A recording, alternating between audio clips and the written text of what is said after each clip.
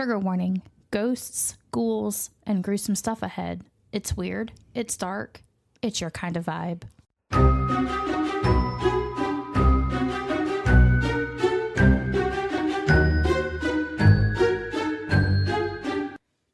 Welcome to Haunted and Homicidal, the podcast where true crime meets the paranormal.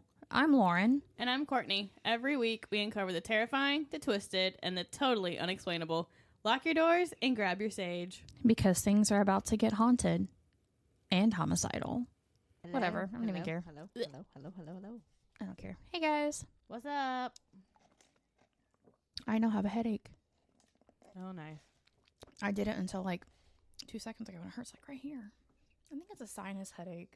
Probably with this weather. It's fucking weather, man. It's supposed to storm or something. Okay, hey guys. What's up? Technical difficulties as usual. You think we would have this figured out by now because this is episode like 69 or 70? It doesn't help that your cats lay on your desk. But they don't mess with that. They don't know. lay there. They lay over here and over here because I usually have this tucked under here so nothing happens to it, right? Well, I don't know. I don't fucking know. Nobody knows anymore. Yeah, it's been a week. I am not looking forward to this weekend. Not like the current weekend. Also, happy birthday, Zombie Jesus. But like next weekend. For a second, I'm like, what the fuck did you just say? Happy birthday, Zombie Jesus. I'm not a believer. You guys know that. So that's just my contribution to Christianity right now. Oh, there you go. Okay. But next weekend, I'm not looking forward to it. I do not want to leave my house from Thursday to Sunday. Because we have spring break on the coast and traffic is going to be horrific and you think you. Anyway, a word from our sponsor. Hey guys. What's up? We are going to talk to you about something called HauntFest. Super excited. We are partnering with them for all of their little events. So, HauntFest is crawling back from the darkness, bringing more mayhem, monsters, and madness each year. Step through the gates and into a fully immersive world of horror art, live music, spooky vendors, themed entertainment, and eerie activities lurking around every corner. Depending on the event, you may find axe throwing, trivia, animal encounters, rage rooms. Ooh. I need to do a rage room. Photo ops, food and drink, ghost stories, freak shows, hay rides, haunted attractions, and more. Some locations even feature camping, after-hour parties, and other exclusive surprises. Our characters, awesome name, by the way. That is so cute. I know, right? Roam the grounds hunting for fresh screams. If you're easily spooked, grab a Ghoul Gone Glow bracelet at the gate to help keep the beasts at bay. Which is cute. You know, people have like autism and stuff and their kids are scared. I love that they do stuff like that. My old roommate wanted one for when we went to Terror on the Coast. Nice. So yeah, HauntFest, they're taking everybody into consideration. Pre-sale tickets start at a killer price for the full nightmare experience. Upgrade to the RIP pass for exclusive perks. Season passes are now also available, granting access to any HauntFest event throughout the whole entire year. Whether you're a thrill seeker, a horror fanatic, an Addams Family, or simply dead inside. That's me. Like Lauren. HauntFest is where Halloween never dies. This is my jam. Slip on your monster skins and join us for a weekend of scares, screams, and unforgettable memories. Join HauntFest at the 2026 premiere of Death March at Trim Tab Brewing Company in Birmingham, Alabama. The thrills begin at 2 p.m. on March 7th and 8th, with the event ending at midnight on Saturday and 8 p.m. on Sunday. And then HauntFest is back for its 4th annual Athens, Georgia event, April Ghouls, at Terrapin Beer Company on April 11th and 12th, 2026 at 2 p.m. Throw on a costume and boogie at our new Dead Man's Party from 10 p.m. to midnight on Saturday. I'm loving all these names. I know, right? HauntFest returns to historic Hopkins Farm in Simpsonville, South Carolina for a September to Dismember on September 25th and 26th from 5 p.m. to midnight on Friday and 2 p.m. to midnight on Saturday. Hopkins Haunted Attraction will feature a sneak peek walkthrough haunt for the event, which will open at 7:30 p.m. each night and is included in your festival entry ticket. A September to Dismember will be a full-fledged weekend festival with vendors, live music, themed entertainment, and much more. Prepare for a dead man's party. This November, join us for some post-Halloween thrills at the premiere of HauntFest Harvest of Horrors at Bobby Brown Park in Elberton, Georgia. The magic begins at 5 p.m. on the 6th and 2 p.m. on the 7th, continuing until the clock strikes midnight. Camping, yurts, movie screenings, bouncy houses, and more are offered at this venue. If you're a raging psychopath, I am. sign up to sleep in our night terrors camping area where our ghouls can creep around your tent after hours until 2 a.m. on Sunday morning. That sounds so fun, guys. To take a first look at the venue, come to our free On the Water Sink or Swim horror movie promo event on July 25th. For more information, to get involved, or to buy tickets, visit hauntfest.net. Guys, do it. Okay, love you. Bye. Do it. I still want to go. Yes. Maybe next year. I'm going to plan for it next year. But with the way this year is going, I don't even know if there's going to be. Fuck this year, man. Fuck this week. I don't even know if there's going to be a next year. I'm over adulting. Fuck this shit. It's bullshit. Yeah, Whoever said adulting was going to be fun, It's not. they're lies. They lie. Lies. Those are the people who were like born into a really rich family, who never had to work, who got Bullshit. everything they wanted. Those are the only people who think being an adult is fun. It's not fun. No, I don't like it. I'm very unhappy. I don't want it. I'm very unhappy. I don't want it anymore. No, thank you. Helpy Hilperton. Anyway, I guess we're just going to go ahead and jump into it. Our stories are pretty short today. This one's a little long, but it's going to go quick. What? I don't know. My brain just stopped functioning. I malfunctioned. I don't know. I could tell because like your face just like stopped. It's just like went blank. I don't know. It's like the light went out in the eyeballs. it just went pew, gone. The light went out for a second. Yeah, I don't know why she won't lay in her bed. She always lays on the floor. I think it's because I smell like other dogs right now. No, she does this normally. Oh yeah. Just normally. And I'm like, you've got Probably to cooler. because I'm going to run over your feet. Cooler, but when we're in the bed, it's fucking hot as shit in there, and she likes to be under the blanket. Hi, Mischa. Hi, baby. Mischa. She's like, don't fucking talk to me, you goddamn traitor. I brought you a baby. She's like, what? I brought you a baby. What? You're laying on your- you're laying on your baby right now. What is it? Come here. She's like, why is everybody talking to me in that voice? What? Where's your baby, Mish? Where's your baby? What is it, honey? Hey, baby. Hey, honey. You're also mad at me because I opened my little pack and you thought you were going to get a snack. Oh, that's what it is. Hey, I opened this thing and she's like... Anything that sounds like food that is untreated ADHD. Yes. Yeah. Not undiagnosed. Untreated. Just untreated. Because I'm more fun this way. Woo! So we're going to talk about the Clutter family murders. The Clutter family murders were shocking, not only because 4 people were killed, but because the victims represented a very specific ideal of post-war Midwestern stability, which was prosperity without flash. So, you know, they were prosperous. They had money, but they weren't flashy about it. They weren't like, look at my big watch. It was look at my it was diamonds. $1, you know, because like in 1930, $1 was like $4,000, right? Look at my diamonds. Yeah, look, kiss my ring. It's 1 cubic centimeter. I don't know how they do diamonds. I don't know. Religion without spectacle. So again, they were religious, but they weren't flashy religious. Yeah. They weren't knocking on your door, spreading the word of zombie Jesus. They weren't. They weren't cosplay Christians. Let's just go with what that girl's name is. Nicole Arbor said, cosplay Christians. And their family life organized around work, so, and duty and reputation. So their family life was above all else. Yeah. They the family to be happy and prosperous, but it did not come at the cost of overworking themselves or never being there for their family or having a bad reputation because they did shady things to get where they are, right? So this was like very ideal, and this is still ideal, not just post-war, but this is ideal now. Well, I just realized what shirt you're wearing. I miss them.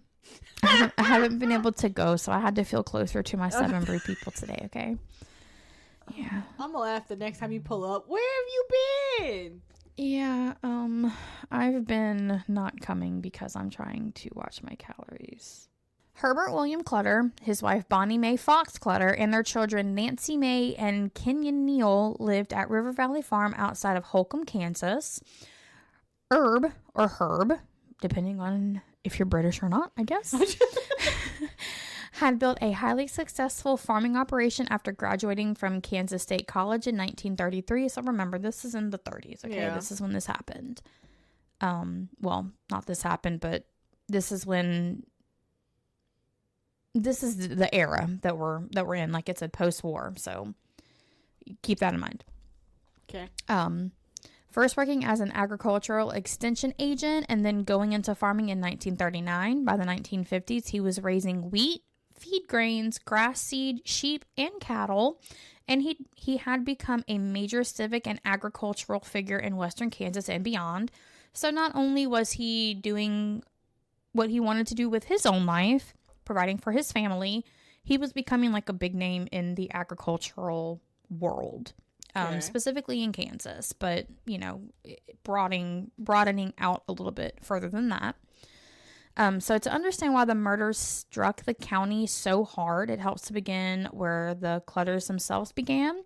Not with the killers, but with the family, because, again, they were very, very family-oriented. So it's very important, like, when we tell these stories, that we do kind of focus mainly on the victims, their family, you know, and how things kind of got to where they got. The crime became famous because of what happened in that farmhouse in November of 1959, but the emotional force of the story comes from who the victims were before the violence entered their home. So we're going to talk about Herbert William Clutter, who again is the dad. His early life helps explain the kind of man he became. According to the Holcomb Memorial Plaque, he was born on May 24th of 1911 in Gray County, Kansas. He was born to James and Mary Clutter and grew up on a farm near Larned? I don't know. Let's go with Larned. Larned or Larned. I don't know. Kansas people, help me out. That upbringing mattered. He came from the kind of Kansas farm culture that valued efficiency, self-command, thrift, and competence above almost everything else. So, duh. I mean, when you're running a business, that is what you want. You want someone who is self-driven, who can make the same quality product, but do it as inexpensively as possible. And as effectively as possible. Like, so if there is like a new way to do something that cuts 10 minutes out of the production, but you still get the same quality and quantity, as she beats up the microphone. Why not do it? Yeah. And so that's kind of what his family life kind of focused on. By the time he was an adult, those values had hardened into a governing philosophy, which shaped the remainder of his life, right? Capote, I don't know. We may find out, we may not. I read this story a long time ago. So, everything is a surprise to me today. I don't remember the research I did yesterday. So, there's that. Okay. So, Capote described him as physically fit, self-disciplined, and exacting. A man who still weighed what he had weighed at college graduation and who avoided cigarettes, liquor, debt, and wasted motion. So, he said, fuck all that shit. Yeah, I'm was focused on his health, his family. You know, he didn't succumb to the proclivities that a lot of people post-war especially did, you know, to make themselves feel better. They smoked, they drank, they gambled, did things just for the hell of it. Like, everything that he did had a purpose. He was not merely successful, he was a planner, someone who believed life could be managed through order and good judgment. I also believe that. And I don't do that. No. I should do that. I try to do that. But life is lifing, and judging is judging. It just pretty much said fuck you. And it was like, haha, you have a plan? LOL. Fuck that plan. Plan denied. That personal discipline translated into public prominence. So again, you know, like I said, he was doing really well for himself, and then he started being recognized like within the community, within the city, within the state. Herb served as chairman of the Garden City Cooperative Equity Exchange, was active in the Holcomb Community Club and school board. So he was, you know, with the school as well. So he branched out not only to farm things, but just like all a variety of other community resources. Yeah. Worked with the Farm Bureau and Grange, chaired the County Road Committee, and held leadership roles in wheat grower and farm credit organizations. So he was very decorated. Very decorated. The Holcomb Memorial notes that he was the first president of both the National Association of Wheat Growers and the Kansas Association of Wheat Growers. So local and national. What are you doing, baby? What are you doing, Mish? What is it, baby? What are you doing, Mish? Come here. What's on your back? You got a thread on your back. How'd you do that? Are you sewing again? And contemporary accounts long associated him with national agriculture leadership during the Eisenhower years.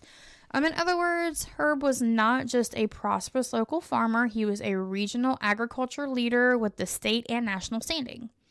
Yet, Herb's public success came with private rigidity.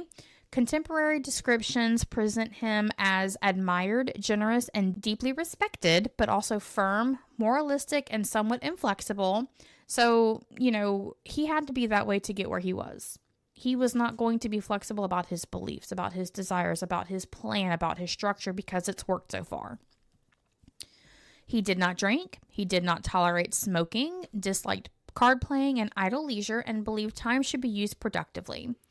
I get it when you're running a business, but this is not how you should operate your personal life, in my opinion. Even recreation, in his view, ought to be, quote, to accomplish something. Which, I mean... He said, in your free time, you need to do something. Yeah. Like, in my free time, I am accomplishing something. And that's to fucking accomplish...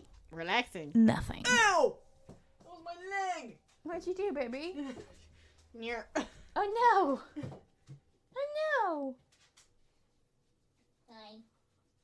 You're so cute. She's so needy today. She really is. He was a church leader and a Republican civic pillar, but he was not a social butterfly in the country club sense. He said, fuck y'all stuck up bitches. That's me. I'm a social butterfly. He stood somewhat apart from the wealthiest set because he did not care for their habits, which again would be spending frivolously, golfing, drinking, smoking, mistresses. Going to church on Sunday, folding your hands in front of you, and then sinning Monday through Saturday. Like, he didn't believe in all that. So those qualities made him impressive, but it also meant the family home ran by his values. So a little kind of like overbearing, and everything had a place, every person a role, and that atmosphere shaped his children profoundly, which obviously if you're growing up in that kind of culture, that's what you're going to be raised and follow, most of the time anyway.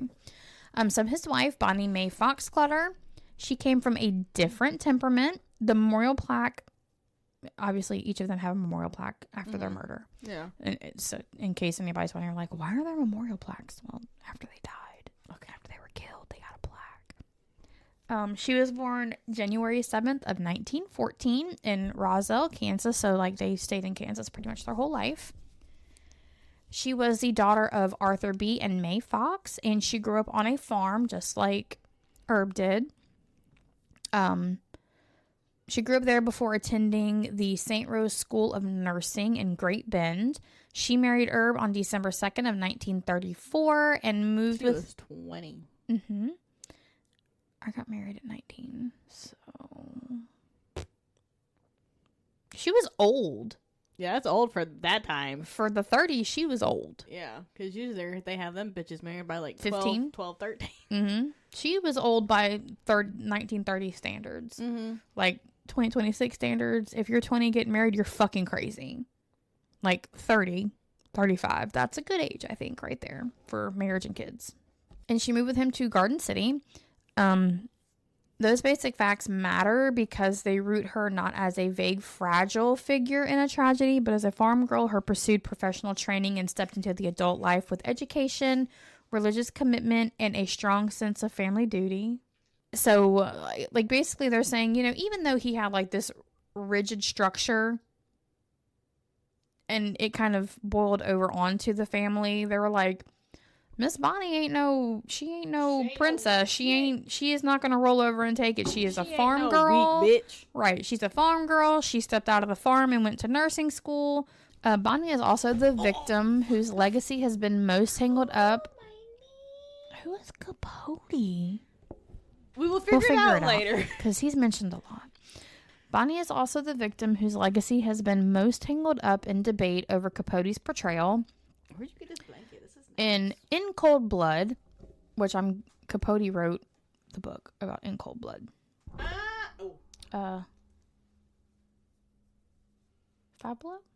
Really? I think so, yeah. Damn, this is nice. Mm-hmm. In Cold Blood, which is a book, she appears as timid, chronically unwell, apologetic, and psychologically diminished. So again, like her upbringing and the way she lived is contrary to what was written about her in the book. Well, then why the hell did he write her? I don't know. But relatives and later public recollections have pushed back on that image, arguing that while she did struggle with depression and health problems, which I would wager 90% of America struggles with one or the other or both. Yes. Capote made her seem more incapacitated and less substantial than she truly was. So he made her like a double victim in a sense. They remembered her as devoted, poised, active in church, caring, and much more engaged in family and community life than popular retellings suggest. So people are like, no, this is not right. Like, some of it may have some fact to it, some truth behind it, but this is not right. Like, you're portraying her in a completely dim light, and she was much brighter than this. Yeah. So that does not erase her suffering, but it does complicate the character of Bonnie as simply an invalid in an upstairs room. So we're going to get to kind of like what's all going on. The broad fact that her health was fragile is well established. The degree to which that fragility defined her remains contested.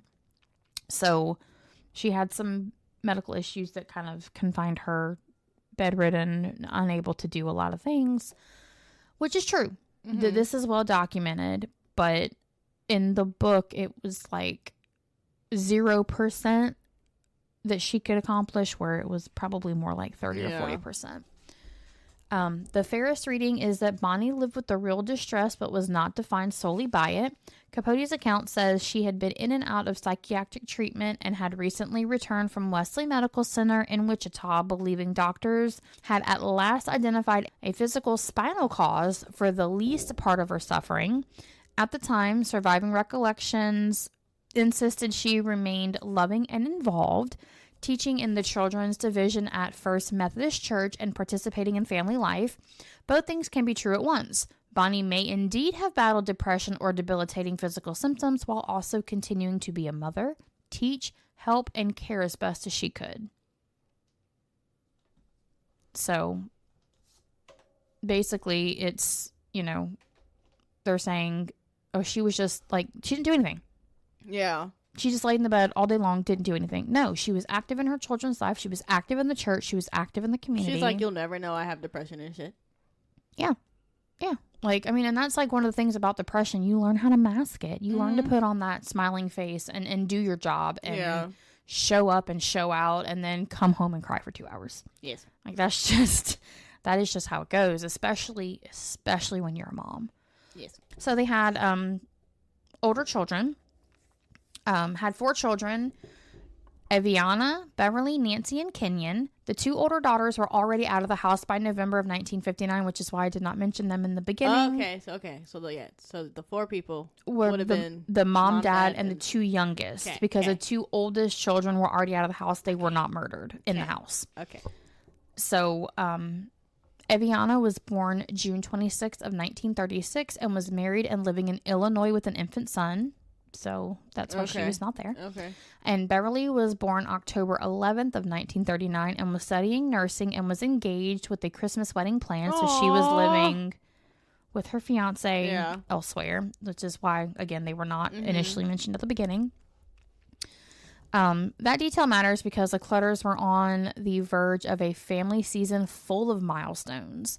Thanksgiving reunion plans were underway. Dozens of relatives had been invited. Beverly's wedding invitations were already printed, and there was a baby grandson that the family adored. So it looked like they had a lot going for them at this time, right?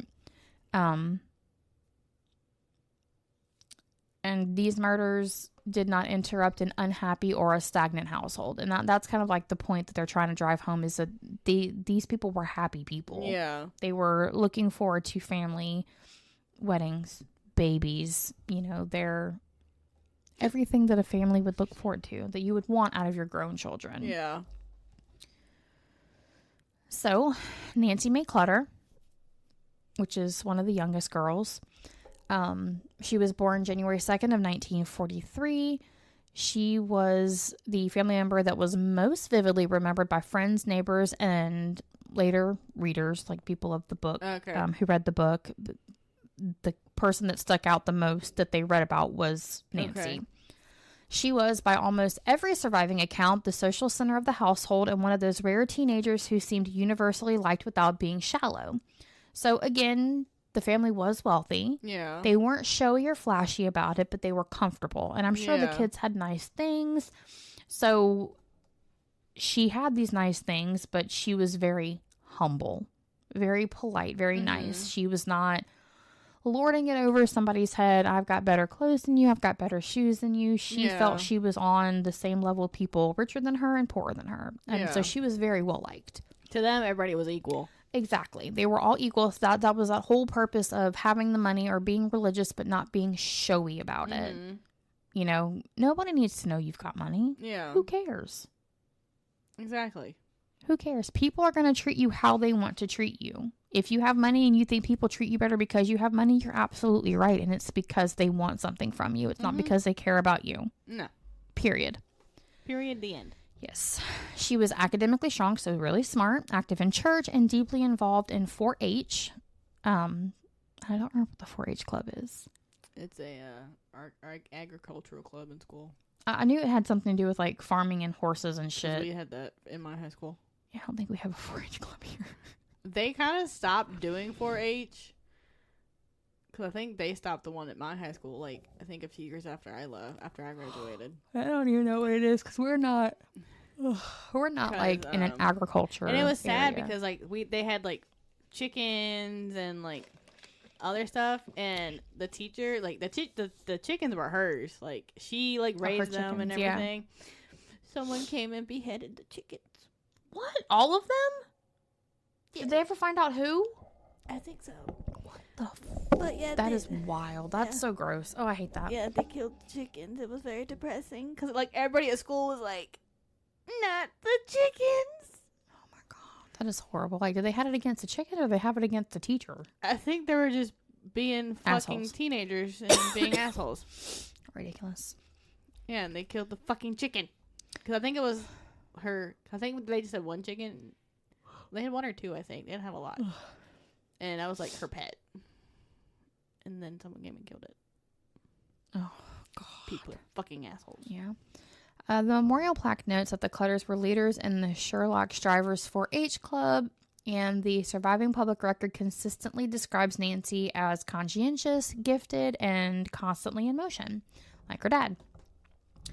Bob Rupp, who was her boyfriend, and the last person outside of the family known to have seen them alive, remembered her simply but powerfully.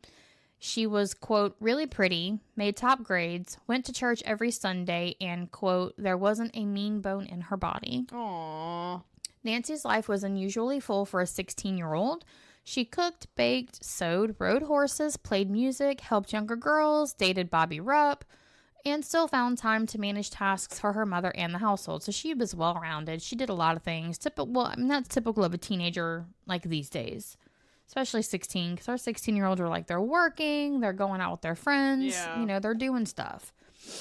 One of the best known details from the last days of her life is that she helped a younger girl bake a cherry pie. So she was very youth oriented, helping maybe the less fortunate. Doesn't really say like why the girl needed help baking, but she just really enjoyed baking and really enjoyed helping people. So she just combined the two and helped this little girl out. Well, that's nice. In the familiar description repeated in accounts of the case, home economics teacher Miss Stringer said, quote, Nancy Clutter is always in a hurry, but she always has time, which captures her perfectly. She was efficient without seeming cold, admired without seeming proud. Friends saw her as gracious and capable, someone younger girls wanted to imitate. She also carried a quiet emotional burden. Because Bonnie's health was inconsistent, Nancy often performed a daughter's duties and a homemaker's duties at once. So she was the oldest of the two that were still left in the household, it seems. So she kind of took on the role, the motherly role, when her mom was sick and she couldn't do as much as she needed to. She ran errands, helped with social obligations, kept things moving, and served as a bridge between her father's formal authority and her mother's fragility. Capote's account also suggests she was one of the few people who could openly discuss family tensions with her closest friend, Susan Kidwell. Nancy had plans too. She and Susan hoped to attend Kansas State University and study art. That future is easy to lose sight of because the mythology around Nancy freezes her as, quote-unquote, the perfect victim. But she was not a symbol inside her own life. She was a teenage girl with college plans, a boyfriend, artistic ambitions, domestic talents, and an ordinary impatience of someone standing on the edge of adulthood. So she was a typical teenage girl. Pretty much. Someone who had her whole fucking life ahead of her. Yeah. Muffin. Yeah, I think it's Muffin. He's mad the door's shut.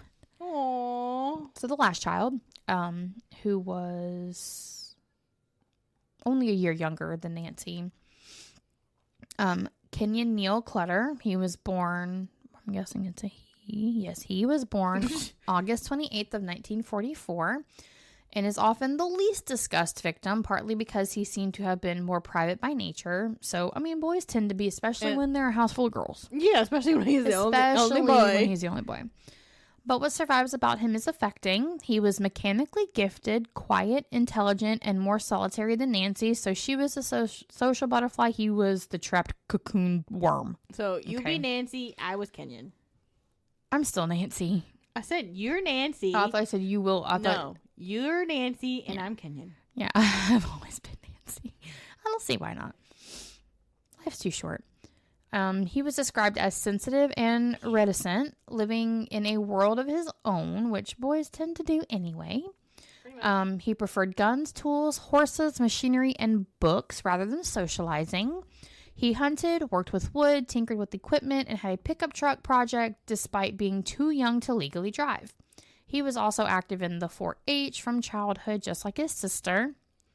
Kenyon's inner life seemed to have been rich and self-contained. He hunted rabbits and ducks with friends, loved horses, and still mourned a favorite stallion named Skeeter after the animal died from being ridden too hard. Aww. On the final afternoon of his life, he was working in his mother's flower garden and talking with the hired hands, the help, the gardeners, or whatever you want to call it. The kind of ordinary, useful labor that seemed to have suited him. So he was happy being outdoors, doing yard work, gardening, man stuff. Oh, man. I'm a man. Yeah, I'm a man. He had a dry, understated sense of humor, but he was not expansive. If Nancy radiated outwards into the community, Kenyon folded inward into project skills and a few close friendships. In family terms, he seemed to have inherited more Bonnie's sensitivity than Herb's public confidence. So they were all opposites of each other, but they worked as a family unit. They worked. Exactly. That contrast inside one household is one of the tragedy's most painful dimensions.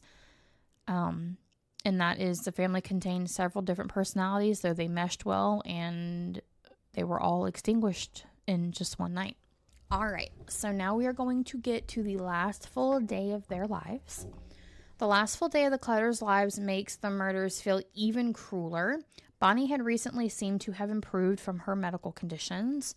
The night before, she had dressed up and gone out with Herb to watch Nancy perform as Becky Thatcher in a school production of Tom Sawyer. This was a rare occasion for Bonnie because she was sick and kind of bedridden all the time, didn't feel well enough. This was a big thing for her. The family was preparing for church, 4-H obligations, Beverly's upcoming wedding festivities, and a large Thanksgiving gathering. So they were preparing for everything. They were buying the food, prepping what they could prep, making sure they had decorations and everything that they needed for all of these events. And they Hold on. Question before this makes me mad. They were busy. Do they know who fucking did it? I don't know. What do you mean you don't fucking know? I did this research 4 weeks ago. I don't remember anything. We're finding out together. Okay. Who the fuck? It's Muffin. Or Fat Boy. I want that muffin in. Who want my muffin? Oh, he's not at the door. I don't They're care. down the hall. I know, but I still want that muffin in. No, Muffin is the worst. He unplugs everything. He wants my muffin. Yeah, he unplugs everything. He's probably my favorite cat out of all your cats, just so you know. Okay. Quit dancing. I told you where you're at, Reed. ADHD, okay. I dance it out. I have to figure it out. Have to get my brain function. Quit looking at it. It's flashing in my eyeball. Don't look at it. Let it flash. Took the star out of the sky and put it in my eyeball. It can sit over there. Okay. Read. And Nancy spent part of Saturday teaching a younger girl to bake, which is when she did that cherry pie cake. Cherry pie cake. Cake. The fuck? A kai. I don't know. Just read. Kenyon worked outside. Again, he was in his mother's garden. Herb attended to farm business and local activities. Everything about the day suggested continuity, so it was nothing out of the ordinary. This was everything that they did on the weekend. There was no visible sign that River Valley Farm had become the destination of 2 men driving across Kansas on the basis of a rumor about a non-existent safe. What?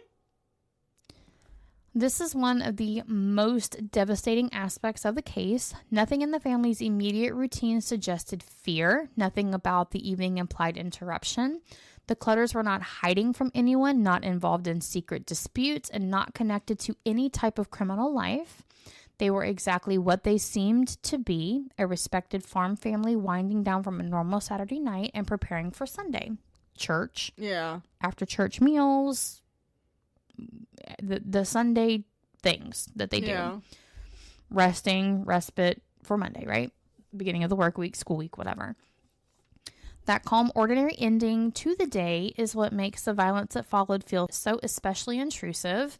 In the early hours of November 15th of 1959, Richard Hickok and Perry Smith, so yes, they found the people who did it, entered the unlocked farmhouse expecting a lucrative robbery. Unlocked because that's just how it was in the 1950s, okay? People still leave their doors unlocked. Like today, even though we know the world is fucking psycho, people leave their doors unlocked. And I'm like, what the fuck? Lock your doors. I have to tell these motherfuckers all the time.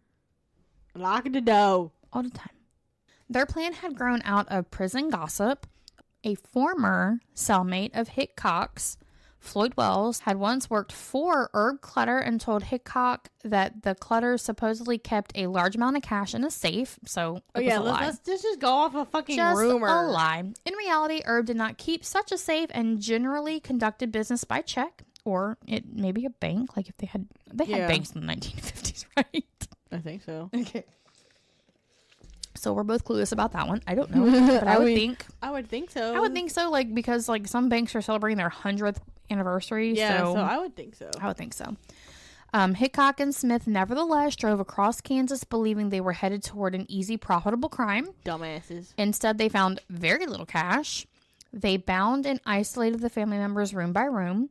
Garden City police records state that Herb was found on a mattress in the basement, his hands bound, his mouth taped, his throat slashed, and a shotgun blast fired into his head. So that would be at close range. Okay. That would be like no head left. Yeah. Kenyon, who remember was 15, was found bound and gagged on a basement couch and shot in the head. So he was in the basement with his father. Bonnie was bound and gagged in an upstairs bedroom and shot in the head. So they just shot everybody in the head? It seems so, yes. And Nancy, who was only 16, was bound in her own bedroom and shot in the head. The killers left with less than $50, a pair of binoculars, and a radio. So pretty much they left with nothing. Nothing. They left with nothing. The brutality of the scene and the poverty of the haul are amongst the most chilling facts of the entire crime. There was no safe, no fortune, and no practical motive proportionate to the violence. So, like, they didn't just go in there and rob them. They murdered the whole family. I feel like if they had gone in there and just asked for their most valuable items, or would have been like, fucking take it. Just leave my family alone. Yeah. Here, have everything. I'll give you whatever you want. Just don't hurt my family. Because that's just the kind of man he was. Family above everything else. But no, they separated them and bound them and tortured them and then murdered them. Like, it makes no sense. There's no sense in this crime at all. Probably just mad because they didn't find nothing. Yeah. I mean, it doesn't really say, like, if they looked prior to killing them or afterwards. So, like, if they looked after killing them, the killing them could have probably have been because they just weren't giving up the information they thought they were hiding. Yeah, be like, what's safe? What the fuck are you talking about? Right, not the fact that there wasn't anything there. The crime felt uniquely senseless because the Clutters had offered no meaningful resistance. Like I said, they didn't even try to resist. He probably was like, take whatever you want. Just take it and leave. Please leave my family alone. They were cooperative, unarmed, and at the mercy of two intruders who had built an entire fantasy around a false piece of information.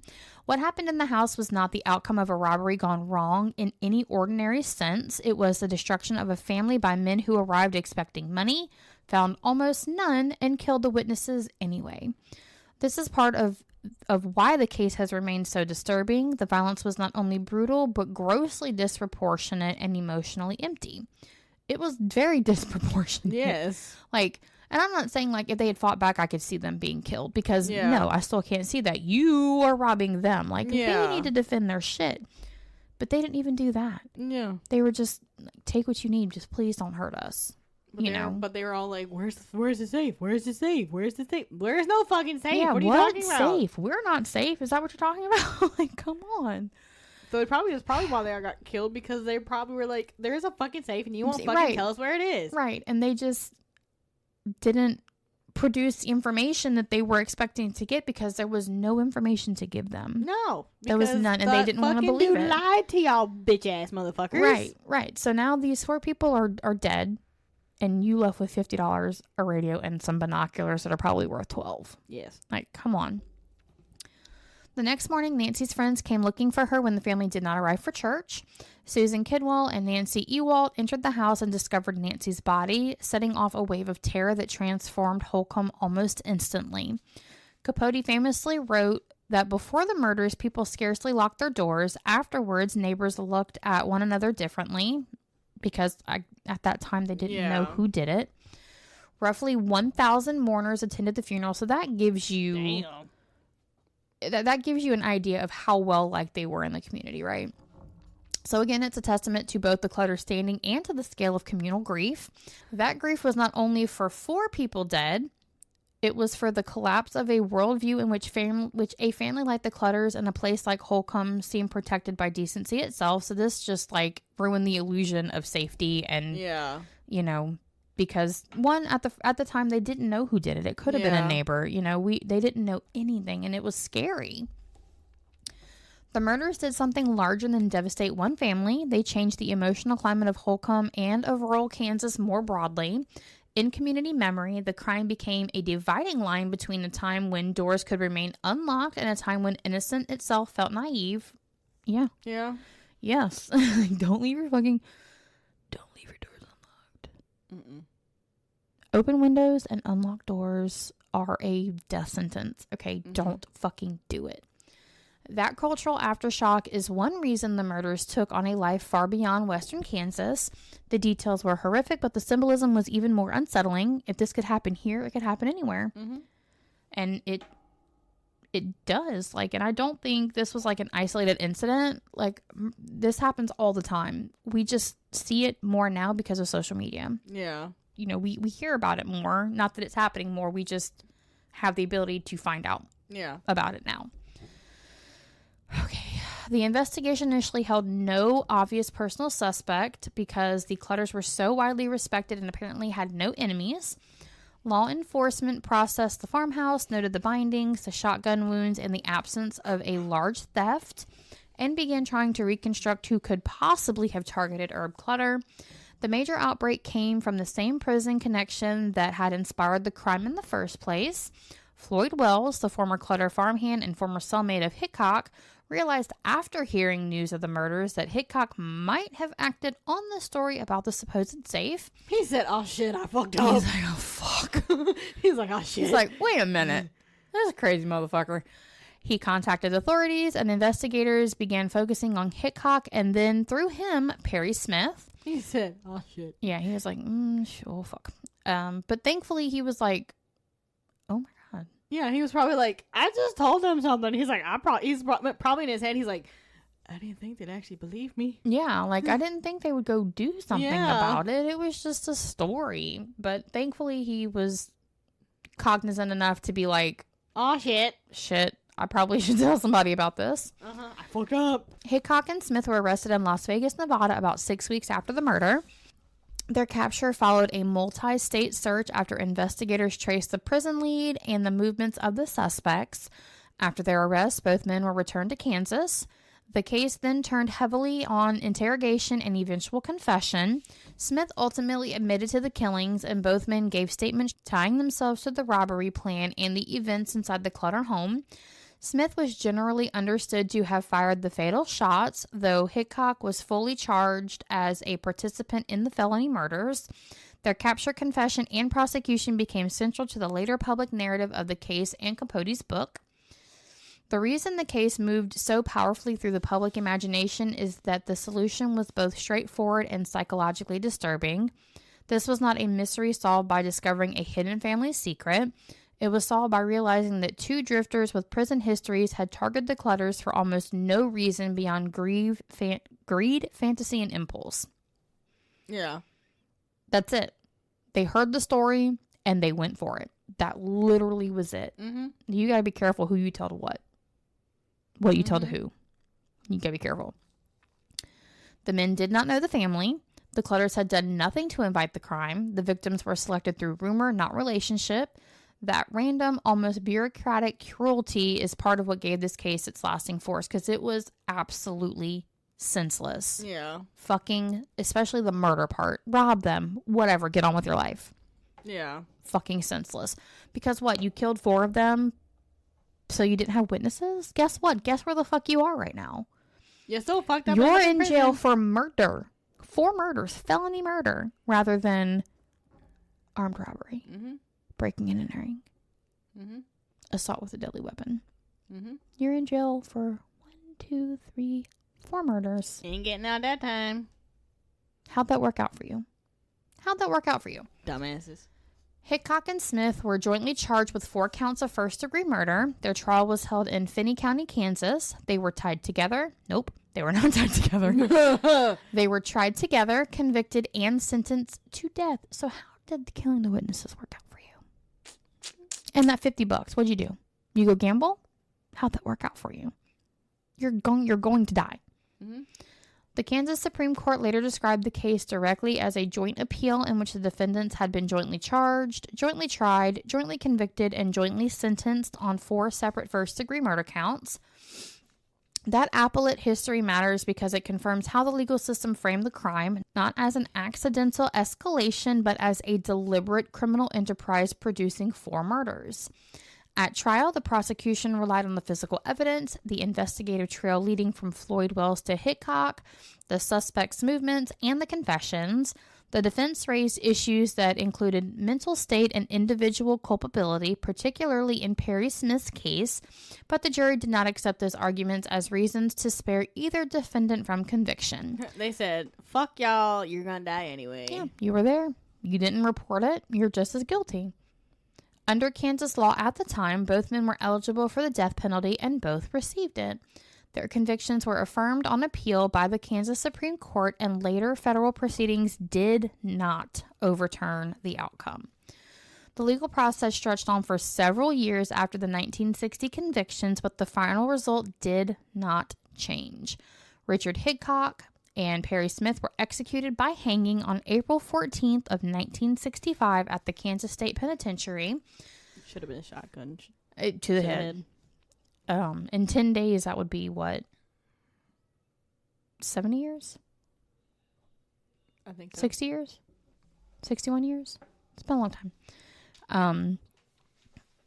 That endpoint became part of the enduring public memory of the case, especially once the book In Cold Blood presented not only the crime and investigation, but also the long wait between conviction and execution. So what often gets lost, especially in retellings focus on the killers, is that the clutters were not important only because they died violently. Again, we talked about their lives, what they did. They were very active members of the community, of the church. They were very devoted to family life and farm life, and so they were not, this isn't important because, 4 of them got killed for no reason. No, it was important because these 4 people were pillars of their community. Nancy probably would have grown up to go on and do wonderful things. Yeah. And Kenyon probably would have too. They had 2 other daughters. One was getting married and had a baby. The other one was engaged and probably headed towards having a baby. They had a bright future to look forward to. And then just for nothing, they were murdered. Absolutely murdered. And it's ridiculous because, that Thanksgiving they were planning for never happened. Yeah. That family had to sit there, those 2 girls had to sit there and pick up the pieces of their parents and the younger 2 siblings being murdered. They weren't able to go to the wedding if they even still had it on time. That could have been postponed or it may not have happened. They were grandchildren that eventually did come that they were never going to be able to meet. Yeah. Couldn't meet their parents or their grandparents and their aunts and uncles, not all of them anyway. So it was just a very fucking senseless as shit murder. Just, I hate it. I hate it. So, for my story, Kimberly requested this dude. Kimberly. Kimberly. We're going to talk about this dude, man. Why did you make me do him, for one? I still love you, though. Okay. So, I'm doing Charles Starkweather. He was an American spree killer who murdered 11 people in Nebraska and Wyoming between November 1957 and January 1958 when he was 19 years old. Oh, my God. He was like 19. And he killed 11 people by the time he was 19? He was 11 people. Oh no, he did it in a year. He killed 11 people in a year when he was 19. That's what I'm saying. He killed 11 people while he was 19. By the time he was 19, he had 11 people murdered.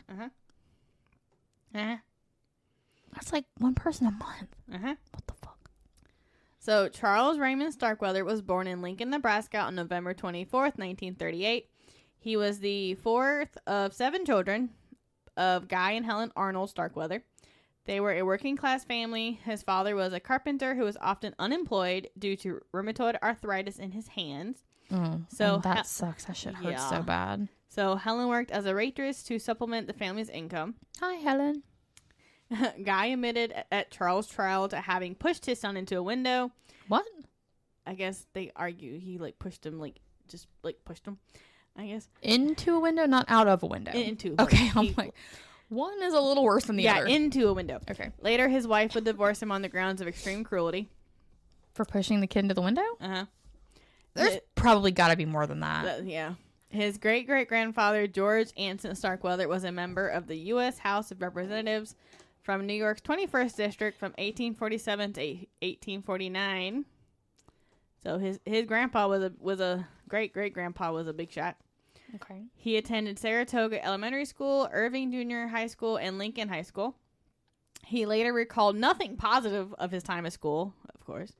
Okay. He was born with genu varum, a mild birth defect that caused his legs to be misshapen, and claimed he was teased by classmates because he had a speech impediment. I mean, that's probably true. His elementary school teacher did not recall him being teased. Okay, well, when did this happen? When he was in elementary school, like, what year would that have been? What year was he born? 1938. So, early 40s? I guess, yeah. And do you really think in the 40s, based on how men were and how women viewed men, if this little boy was being teased, especially by girls, it would have been one of those, suck it up. Boys don't cry. Stop being a pussy. Just because your teacher doesn't notice something happening doesn't mean it's not happening. So he probably was teased. You know how kids are. Yeah. There are kids still being bullied in school and are taking their own lives because the teachers are ignoring it. Mm-hmm. Fuck that teacher. She knew something was going on. As he grew older and stronger, the only subject in which he excelled was physical education, Oh, that's good. where he found an outlet for his rage against those who bullied him. Okay. That That was good for like 2 seconds. He then began to bully those who had once picked on him. Eventually, he felt rage against anyone he disliked. I don't like that, but I do like giving somebody a taste of their own medicine. I do like that. Because normally they say if you stand up to... But the way he did it, though... Well, yeah, I'm just saying, but like if you bully the bully, usually it kind of like fixes the situation. And it's because they pick on people weaker than them who are not going to stand up to them. But the second you stand up to them and be like, you're not fucking doing this, or like, oh shit, let me go find somebody else. Yeah. So I'm down with the clown. No, the fuck I'm not. You don't even like clowns. I don't like clowns. I'm down with the sickness. Ooh, The fuck? I'm down with bullying the bully, but like not just because you don't like people. Yeah. I mean, moving on. I'm gonna get in trouble if I keep talking. Author Ginger Strand argues that his writings from prison suggest a strong element of class envy and bitterness. He went from being one of the most well-behaved teenagers in the community to one of the most troubled. I would think so if he killed 13 people. 11. Oh my God, 11 people in 1 year. His high school friend Bob Von Bush would later recall, quote, "He could be the kindest person you've ever seen. He'd do anything for you if he liked you. He was a hell of a lot of fun to be around too. Everything was just one big joke to him, but he had this other side. He could be mean as hell, cruel. If he saw some poor guy on the street who was bigger than he was, better looking, or better dressed, he'd try to take the poor bastard down to his size." So, like, half the time they weren't even doing anything. And he'd just be like, fuck you, motherfucker. Yeah, so, like, I'm all for bullying the bully until you become the initiating bully. Yeah, which is pretty much what happened. Yeah. I want to watch people like that get smacked the fuck down. Like, oh. So, by the time Starkweather dropped out of school, his parents and family were reportedly afraid of him due to his violent outbursts. Oh, no. That's never good. Yeah. So, in 1956, at 18... Starkweather was introduced to 13-year-old No. Carol Ann Fugate. No.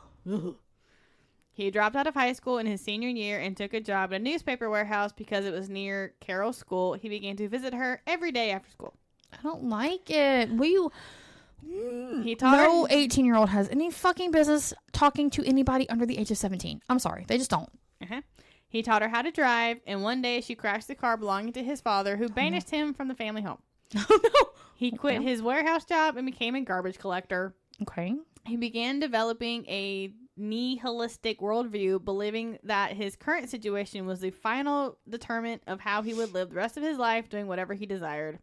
He began plotting bank robberies and settled on a personal philosophy. Quote, "Dead people are all on the same level."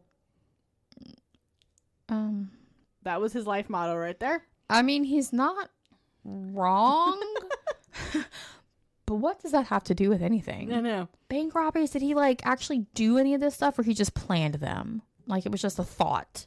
Or was action actually taken? Oh, God. Okay. So, the first murder.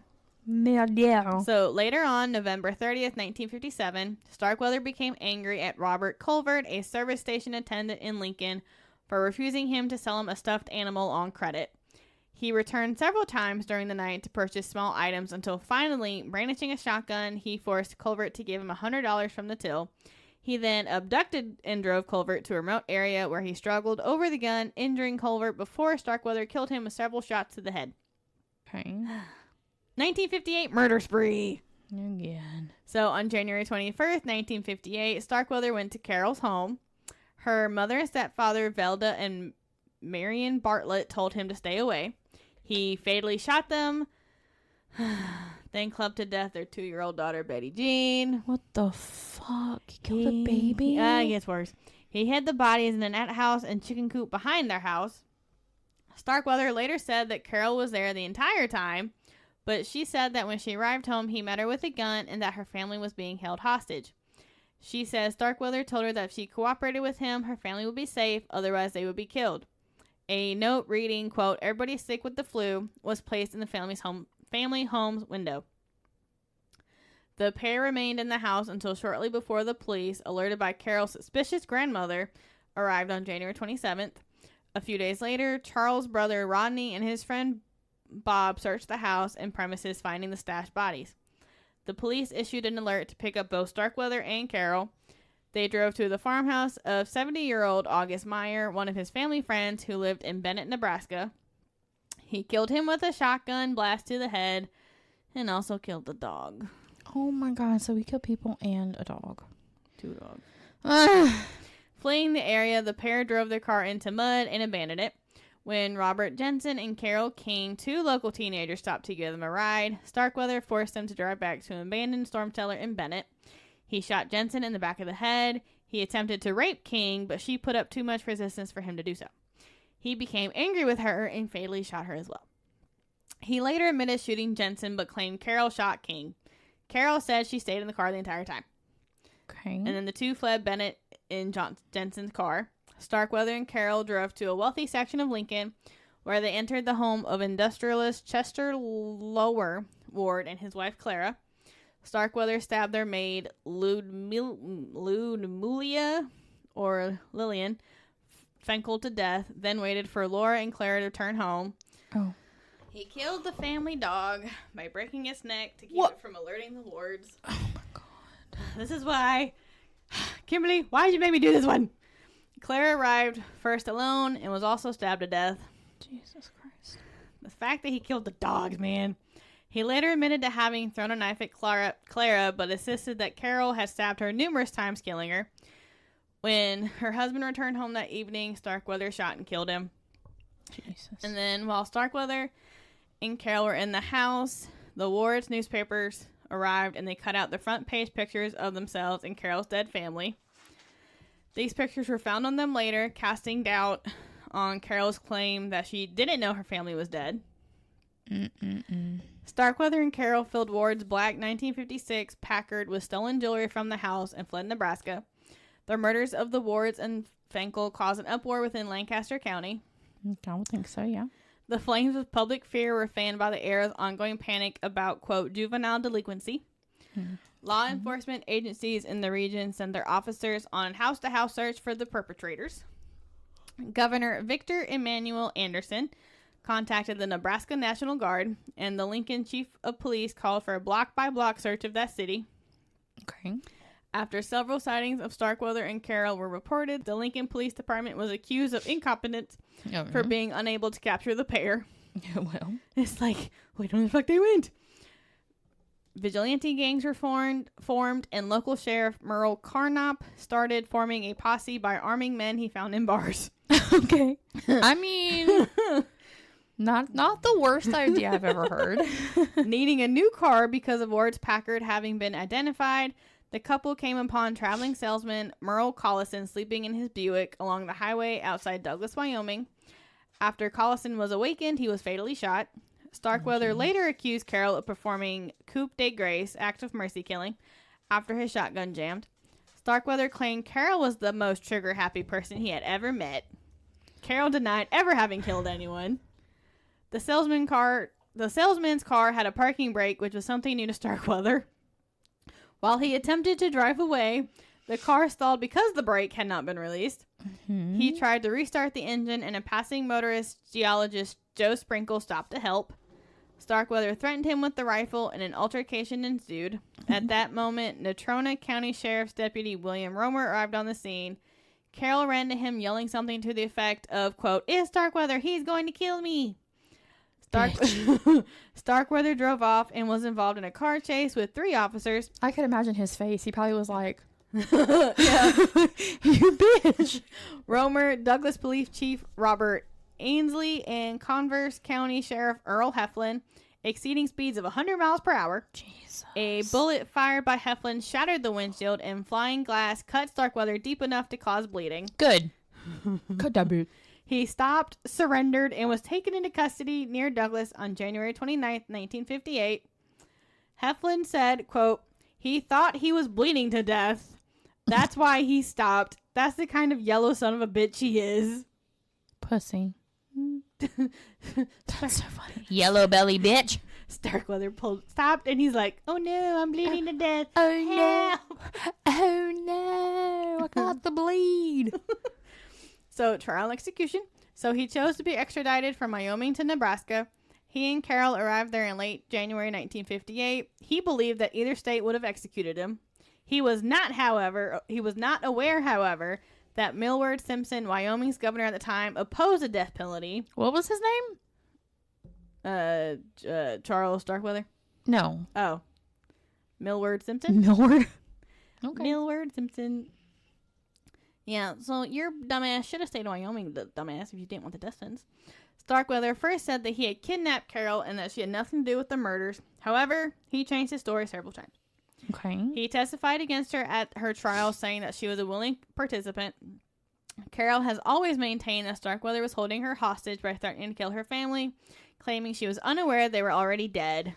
I don't believe that. Judge Harry A. Spencer did not believe Carol was held hostage by Starkweather, as he determined she had had numerous opportunities to escape. Like, he's like, bitch, you were part of this. You knew what was going on. You knew, no. Quit trying to be the victim. When Starkweather was first taken to the Nebraska penitentiary after his trial, he said that he believed that he was supposed to die. Okay. He said that if he was to be executed, then Carol should also be executed. Starkweather was convicted after the jury deliberated for 22 hours for the murder of Denson, the only murder for which he was tried.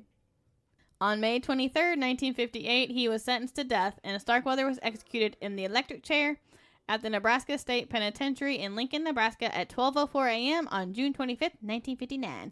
Half an hour before the execution, the doctor who was supposed to pronounce Starkweather dead, B.A. Finkel, suffered a fatal heart attack. Finkel. Starkweather gave no last words, but in a letter from prison to his parents wrote, quote, "But Dad, I'm not real sorry for what I did, because for the first time, me and Carol have more fun." What? Yeah, I don't know. He was reportedly indifferent about his impending death and had become resigned to his fate. What the I don't know. Starkweather is buried in Wyuka Cemetery in Lincoln, as are 5 of his victims, including the wards. Carol was convicted as accomplice and received a life sentence on November 21st, 1958. She was paroled in June 1976 after serving 17 and a half years at the Nebraska Correctional Center for Women in York, Nebraska. She settled in Hillsdale, Michigan. Okay. So I'm gonna name all the victims. So Robert Culvert, who was 21, was the gas station attendant. That was her first victim. And then you had Marion Bartlett, who was 58, which was Carol's stepfather. Velda Bartlett, who was 36, who was Carol's mother. Betty Jean Bartlett, who was 2, who was Carol's sister. August Meyer, who was 70, was Starkweather's family friend. Robert Jensen, who was 17, boyfriend to Carol King. Carol King, who was 16, girlfriend to Robert Jensen. Lillian Finkel, who was 51, who was the maid in the Ward household. Clara Ward, who was 50, was Chester's wife. Chester Laura Ward, who was 47, was the industrialist. Merle Collison, who was 34, was a traveling salesman. And then he killed a total of 3 dogs, 2 family dogs, and 1 farm dog. That's ridiculous.